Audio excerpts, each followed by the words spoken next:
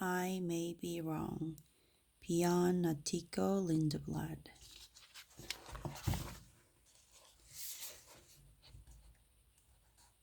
All we have to do is pay attention because our wisdom isn't as loud as our ego. Our ego often drowns out everything else with its noisy demands.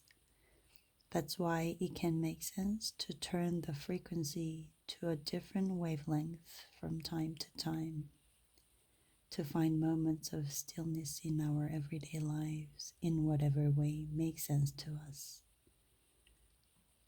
It's an amazing ability worth nurturing. If we don't, our attention will invariably be drawn to whatever shouts the loudest at any given moment.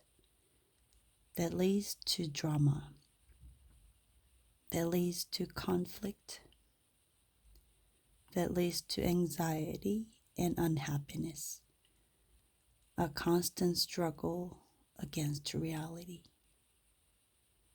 Listening to your inner voice isn't anti-rational. It includes the rational. It doesn't mean completely novel thoughts and notions suddenly strike like bolts from the blue. Indeed, they may very likely be the result of extensive mulling over long periods of time. That was what it was like for me when I decided to quit the fancy job.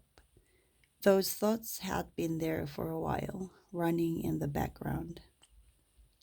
But as we all know, it's very difficult to question something in which you've invested so much time and ambition. It's difficult to give up something that looks right and proper on paper, be it a job, a relationship, a lifestyle.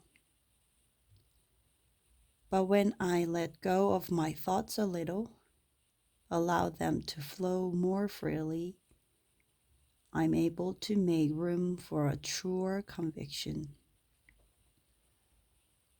It's usually only then, when I let the wiser voice inside me make itself heard, that I can come to a final decision.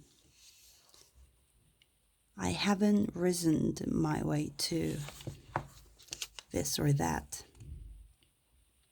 There was no thought that led to a thought that led to a conclusion. It's just suddenly clear to me in a moment of stillness when I have access to a larger part of myself. Or, as a wise man called Albert Einstein once said, the rational mind is a servant. The intuitive mind is a sacred gift. We have created a society that honors the servant and has forgotten the gift.